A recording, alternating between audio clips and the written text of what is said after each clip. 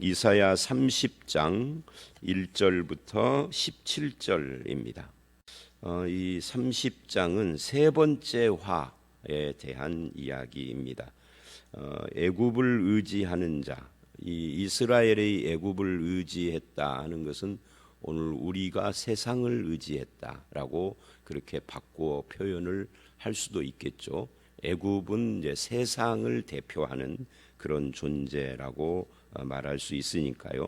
그래서 이 세상을 의지하는 자와 그들의 화와 남은 자의 소망에 대한 이야기가 30장 전체입니다.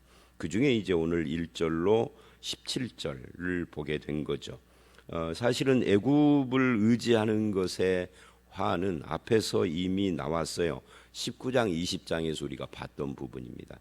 근데 이 애굽을 의지하는 이 화의 내용은 30장 한 장으로 끝나지 않고 31장까지도 이어지는데 거기 이제 네 번째 화 이야기를 하면서 애굽을 의지하며 하나님을 앙모하지 않는 그런 화를 계속해서 말씀을 하므로 30장 31장이 애굽 의지함과 하나님을 앙모하고 기다림 사이의 대비를 말씀을 하는 겁니다.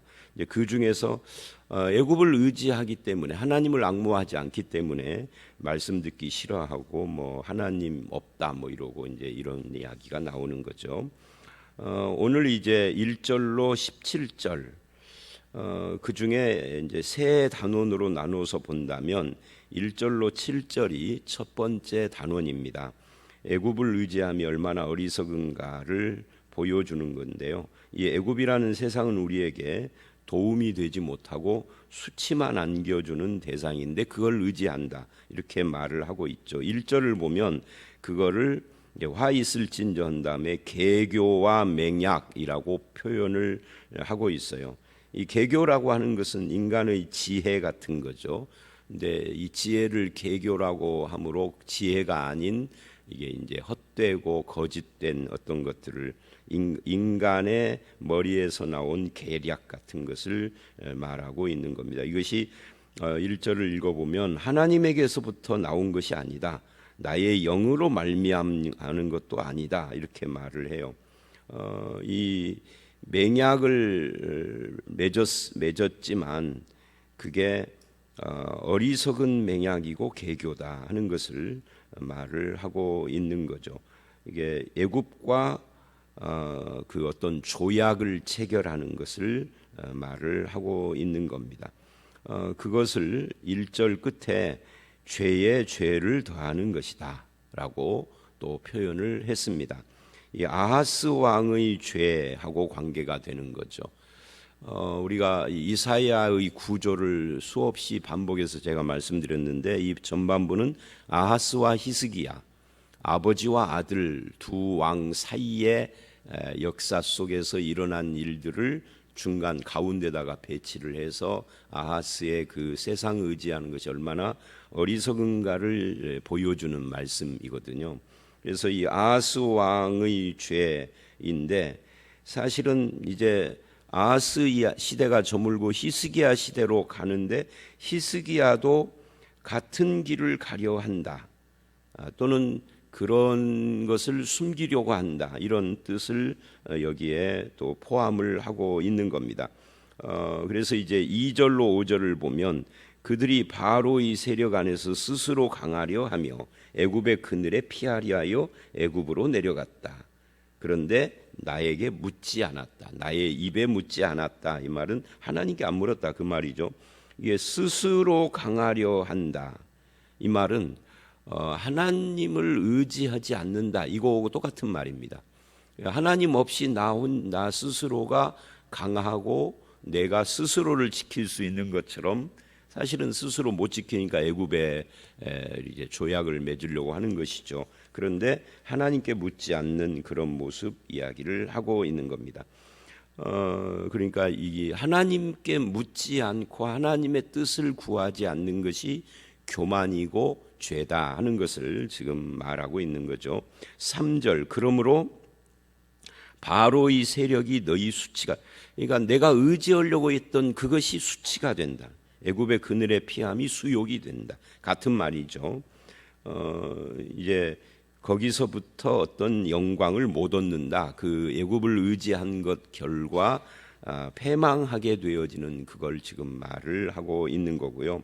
4절을 보면 그 고관들이 소안에 있고 사신들이 하네스에 이르렀으나, 이 소안과 하네스는 애굽의 지명입니다.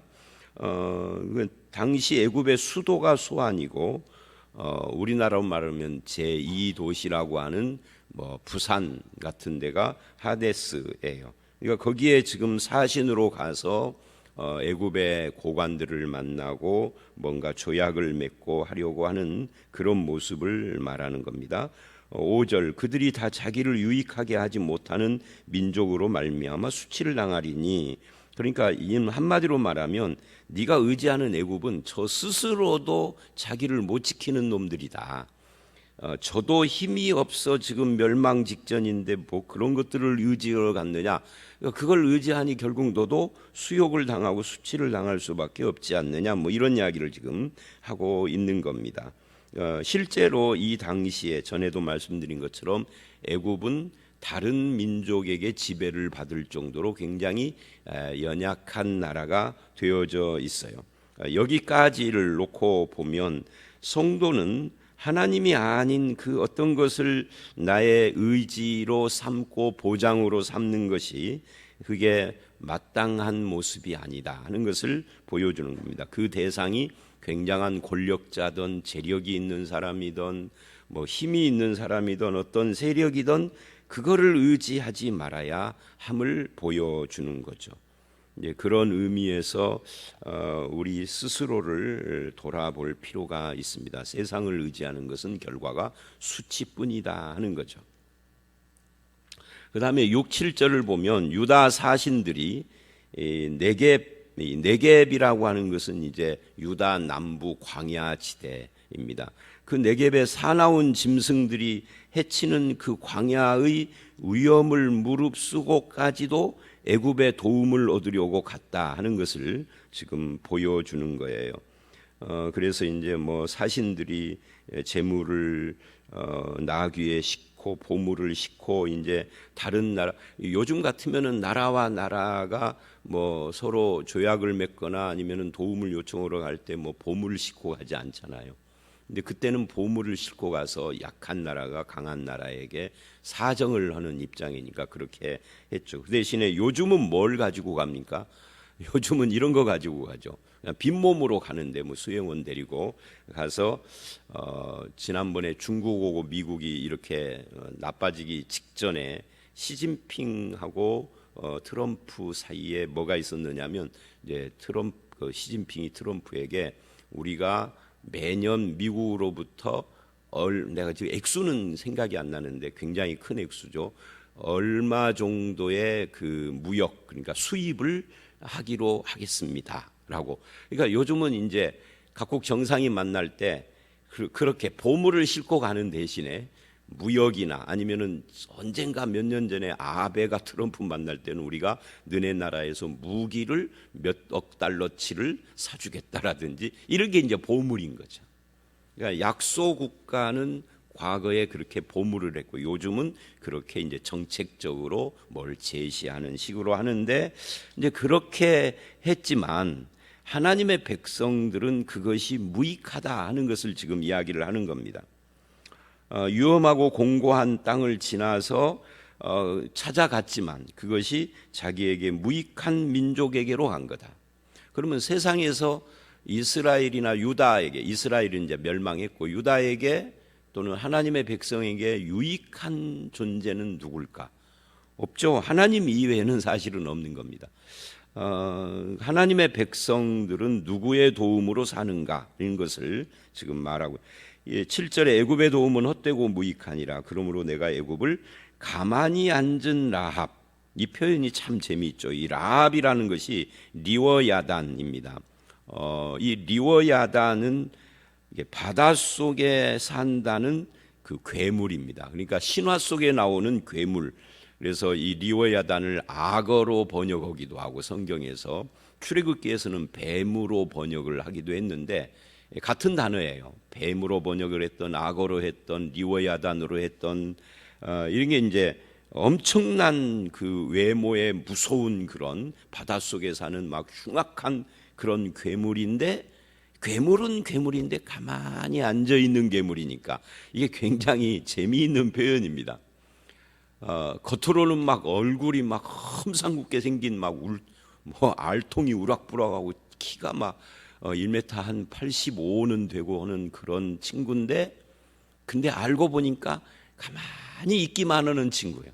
무서울 것이 아무것도 없는, 애굽이 그런 모습이다. 남들이 보기에는 굉장히 센 나라처럼 보이는데 그냥 앉아만 있는 나라, 그게 애굽인데 너네들이 모르고 애굽의 도움을 청하는구나라고 지금 말하고 있는 겁니다. 자, 그래서 세상을 의지함이 어리석다 하는 이야기를 7절까지 했고요. 이제 8절서부터 14절은 패역한 백성 이야기인데, 이 패역한 백성이 누구냐 하면은 바로 유다를 말하는 겁니다. 유다는 패역한 백성이라. 그러니까 애굽을 의지했으니까 어리석은 백성이고, 8절로 14절은 어리석음을 더 넘어서서 패역하기까지 하다, 이런 이야기인데요. 8절, 이제 가서 백성 앞에서 서판에 기록하며 책에 써서 후세에 있게 하라. 하나님께서 선지자에게 말씀을 기록하라라고 하신 거예요. 그 서판, 이게 이 서판이라는 것이 요즘 같으면은 이제 노트 같은 것이고, 또는 뭐 컴퓨터 같은 그런 뭐 기록 매체인데, 이게 당시에는 토판입니다. 토판이나 아니면은 조금 더 고급진 것은 도자기 같은 그런 거고요. 책이라고 하는 것은 토판 같은 것이 아니라 두루마기로 되어 있는 그런 책입니다. 그러니까 지금 하나님께서 선지자에게 주신 말씀을 기록하라 그래서 그 기록의 결과 오늘 우리가 이사야서를 보는 거죠. 하나님은 그래서 이 책을 굉장히 중요하게 생각을 하고, 하나님의 백성을 책의 사람이다 이렇게 표현을 하고, 고대에는 기독교인들을 책의 사람이라고 이슬람 사람들이 그렇게 불렀다고 그래요. 그러니까 기독교인 하면 책의 사람이다. 근데 오늘날은 기독교인들이 책의 사람이 아니에요. 성경책 딱 덮어놓으면 주일날 꺼내면 그걸로 끝이에요. 일주일 내내 성경을 안 읽고, 물론 이제 사람 따라 다르지만 그러면 안 되죠. 제가 설교 시간에 성경 구절을 보여주잖아요, 요즘. 이 화면으로. 그것에 대해서도 제가 설교 분량을 작게 해야 하는데 짧게 못하고, 그래서 말이 빠르다 보니까 화면으로 보여주는 것이 더 이렇게 도움이 되고 해서 하기는 하는데, 찾는 수고도 좀 덜어드리고, 이제 이런 염려가 있어요. 찬송가도 보여주지, 성경 말씀도 보여주지, 그냥 맨몸만 오면 되잖아. 그럴까봐 성경책을 아예 안 갖고 다니고 성경책 펴지도 않을까봐. 뭐 요즘은 그렇잖아요. 스마트폰에 있으니까. 그런데 스마트폰에 있는 것은 기록도 안 되고 밑줄을 치는, 물론 이제 어플 따라서 다르긴 하겠지만은, 그래서 이게 좀 염려는 돼요. 이렇게 하는 것이. 옛날 몇 년 전처럼 그냥 현장에서 찾으라고 그러고 함께 읽고 밑줄 하시오 이래야 해야 하는데, 그래야 성경을 그나마 좀 읽고 하는데, 자, 다시 돌아와서 이제 책에다가 기록을 하라, 후세에 영원히 있게 하라. 그래서 오늘날 우리가 혜택을 보는 건데, 9절, 대저 이는 패역한 백성이요, 이 유다를 말하는 겁니다. 거짓말쟁이고 하나님의 법을 싫어하는 자식이다. 아버지의 말씀을 이 법이라는 것이 말씀을 말하는 겁니다. 아버지 말씀을 싫어하는 자식이라는 거죠. 이게 유다가 패역한 이유예요. 왜 그러느냐 하면은 이제 10절 11절에 그 실예를 이야기하죠. 선견자에게 선견하지 말라, 선지자에게 바른 것을 보이지 말라. 선견자는 누구고 선지자는 누구냐면, 이 쉽게 말하면 둘이 같은 거예요. 선지자를 선견자라고도 하고, 선견이라는 것은, 견이라는 건 본다는 건데, 선지자나 비슷한 사람입니다. 둘 다 하나님의 말씀을 전하는 자인데, 말하자면 하나님의 말씀을, 바르고 정직한 말씀을 전하는 걸 거부하고 부드러운 말과 거짓된 것을 말하라 한다. 이 부드러운 말이라는 게 뭐예요? 내 귀에 듣기 좋은 말을 하라 하는 거죠. 사람들이 듣기 원하는 것이 뭐예요?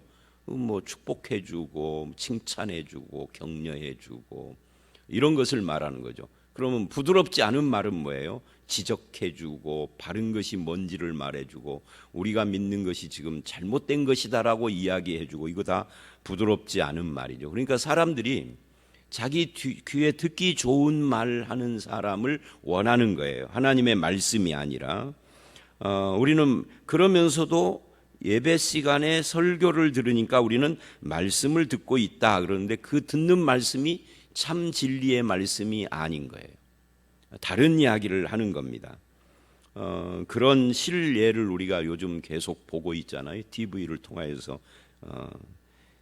그러니까 오늘날도 이것은 마찬가지다. 설교자는 성도들의 요구에 타협하고 성도들은 자기 귀에 듣기 좋은 말을 해달라고 하고, 그러니까 이 둘 사이에 아첨과 부추겨줌과 복빌어줌과 거짓 평안과 뭐 이런 것들이 있다는 거죠. 그러니 여기에 진실이 없고 정직이 없고 찔림이 되지 않으니 회개도 없고 회개가 없으니 변화도 없고, 이게 이제 가짜 종교란 말이죠. 그래서 이런 종교를 목사 아들 출신인 칼 마르크스 공산주의 창시자가 아편이라 그런 거예요.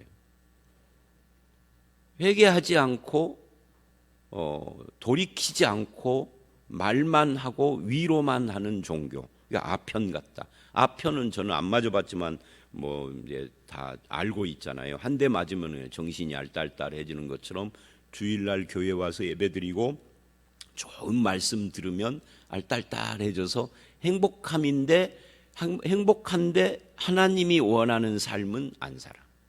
그러면 그건 잘못된 것이죠.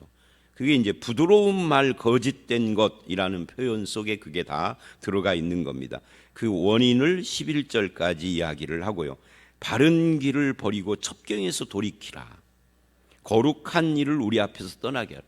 거룩한 하나님 말하지 말아라. 복주는 하나님이나 말하고, 그런 이야기를 지금 하는 거예요. 이게 다 이스라엘의 패악한 죄악의 모습이에요. 실제로 이스라엘이 멸망 전에 이런 모습들을 계속 보이다가 멸망을 했죠. 12절, 그러니까 세상이 어려울 때일수록 누가 많아질까요? 어떤 사람이? 거짓 선지자가 많아져요. 세상이 어려울 때로. 그거 이제 역사가 증명을 하고 성경이 증명을 하죠. 12절로 14절, 그래서 하나님이 선언을 하는 겁니다. 12절, 이러므로 이스라엘의 거룩하신 이가 이같이 말씀한다. 너희가 이 말을 업신여기고 압박과 허망을 믿어 그것을 의지하니. 그러니까 잘못된 것을 믿는 믿음. 고린도전서식으로 말하면 구원에 이르는 믿음과 구원에 이르지 못하는 믿음이 있다라고 말을 합니다. 믿음이 다 같은 것은 아니다. 구원에 이르는 믿음. 그러니까 거짓을 믿었다. 이 죄악이, 그러니까 잘못된 믿음이 죄악인 거예요. 교회만 다니면 다 죄사함을 받는 건 아닙니다. 교회를 다니는 것이 그에게 죄악일 수 있어요. 잘못된 믿음 가운데 있다면 이 죄악이 너에게 마치 무너지려고 터진 담이 불쑥 튀어나와 무너진 것 같다. 그러니까 이 잘못된 믿음이 죄악인데, 그것은 말씀을 업신여기고 바른 말씀을 싫어하고 압박과 허망한 이 애굽 세상을 따라가는 이 죄악은 그것을 의지하는 사람을 담이 무너지는 것처럼 순식간에 무너지게 만든다는 이야기를 지금 하는 거고요. 14절은 토기장이가 쓸모없는 그릇을 깨는 것처럼 그렇게 깨진다 하는 이야기를 해요. 그러니까 이 모든 초점은 9절 10절에 있는 겁니다. 거짓을 원하고 부드러운 말을 원하는, 하나님의 진실한 말씀을 싫어하는, 여기서부터 이런 모든 일들이 일어난다는 거죠. 15, 17절, 그러면 하나님의 대책은 뭐냐 하는 거죠. 거룩하신 이가 이같이 말씀을 하십니다. 너희는 돌이켜 조용히 있어야 구원을 얻을 것이고 잠잠하고 신뢰해야 힘을 얻을 것이거늘 너희가 그걸 원치 않는다. 그러니까 오늘 말씀에 이제 이게 핵심이죠. 그러면 우리는 어떻게 해야 될 것인가 할 때 돌이켜 조용히 있고 잠잠히 신뢰해라. 이게 이제 주님이 요구하는 거예요. 돌이킨다. 어디서 돌이켜요? 그 거짓에서. 진실한 말씀보다는 부드러운 말씀을 원하고 하나님보다는 세상을 의지하는, 거기서부터 돌이켜서 조용히 애굽에 사신 보내고 사방팔방으로 도와달라고 하는 이거 그치고 조용히, 그리고 잠잠히 누구를? 하나님을 신뢰해야 구원을 얻는다. 하나님을 신뢰함이 힘이다 하는 거죠. 여호와를 경외하는 것이 기쁨이어야 한다. 진실한 주님의 말씀을 대면을 할 때 나에게 찔림이 오더라도 그것이 생명이다 하는 이야기를 지금 하고 있는 겁니다. 하나님을 의지하면 도망가지 않아도 되는 거죠. 16절 이르기를 아니라, 그러니까 진실하고 잠잠하고 조용히 주를 신뢰하라, 그래서 구원 얻으라 그랬더니 아니라 우리는 하나님을 의지하기보다 말 타고 지금 도망가야 되겠다, 아수르가 쳐들어온다, 이런 이야기죠. 도망가야 되겠다 그러는 거예요. 근데 하나님을 의지하면은 도망가지 않아도 되는 거죠. 잠잠히 신뢰하면은 내가 아무리 연약해도 주님이 주시는 힘으로 힘을 얻을 수 있는 것이죠. 이게 하나님이 요구하는 건데 사람들은 원하지 않고 아니라고 했다. 말 타고 도망가고 빠른 짐승 타고 도망가겠다라고 한다는 거죠. 이게 도망치는 삶. 여러분, 하나님을 의지하는 삶, 도망치는 삶, 어떤 것이 바른 길일까요? 그냥 객관적으로 보면 하나님을 의지하는 길인 사람들은 그거보다는 도망가는 삶을 택한다. 왜냐하면 이 도망가는 것이 좋아서가 아니라 이것이 현실의 대안인 것처럼 보이니까 그렇게 하겠다는 거죠. 결국 끝까지 하나님을 안 믿겠다는 이야기를 하는 겁니다. 이럴 수가 있을까? 이스라엘인데, 하나님의 백성들인데. 그렇죠. 열왕기 하나 이런 데를 보면 에레미야하고 열왕기 하가 그 마지막 유다가 멸망 직전의 이야기들이 나오잖아요. 거기 보면은 이와 똑같이 그렇게 해요. 끝까지 하나님을 안 믿어요. 그래서 이게 남의 이야기가 아니다. 우리도 편안할 때는, 제가 전에 말씀했죠, 편안할 때는 하나님을 믿다가 어려움이 있으면 하나님을 안 믿어버려. 근데 사실 거꾸로 해야 되죠. 아니, 거꾸로가 아니라 편안할 때도 믿고 어려울 때는 더 잘 믿어야 하는데 사람들이 이걸 이상하게 반대로 해요. 그게 참 안타까운 거예요. 이게 유다하고 똑같은 모습이 우리들 속에도 있다는 거예요. 정말 하나님을 의지하고 믿어야 할 때 다른 길을 택하는. 이제 이렇게 되면 어떤 일이 일어나느냐가 17절이죠. 한 명 앞에 1000명이 도망가고 5명 앞에 다 도망가고, 그러니까 너무너무 연약해져 있는 그런 삶이 되는 겁니다. 도망치는 삶을 살지 않으려면 어떻게 해야 할까? 잠잠히 조용히 하나님을 의지하고 신뢰해야 한다. 이게 오늘의 결론입니다. 세상을 의지하는 자는 수치를 당하고 주님의 바른 말씀을 거부하는 자는, 부드러운 것만 원하는 자는 패역한 백성이지만 하나님을 조용히 잠잠히 신뢰하는 자는 거기서 구원과 힘을 얻는다 하는 것을 보여주고 있습니다. 저와 여러분의 삶이 15절과 같이 조용하고 잠잠히 신뢰하는 삶을 살아가는 그런 성도 모두가 되시기를 주의 이름으로 축원합니다. 함께 기도하겠습니다. 하나님을 의지하지 않고 도망가는 삶을 택할 것인지, 하나님보다는 애굽이라는 세상을 의지할 것인지, 또는 진실된 주의 말씀보다 부드러운 것을 원하고 거짓된 말씀을 원할 것인지가 오늘 이 말씀이 우리에게 주는 선택 사항인 것을 봤습니다. 애굽이 아닌 세상, 애굽 세상이 아닌 하나님을, 그리고 부드러운 말이 아닌 진실한 말씀을 의지하는 우리가 되게 하시고, 세상 앞에서 도망가는 삶이 아니라 조용히 주님을 신뢰하고 잠잠히 주님을 바라보는 믿음의 삶을 살아가는 우리 모두가 되게 해 주시옵소서. 나의 삶 속에서도 지금 주를 의지해야 할 때인 줄 믿습니다.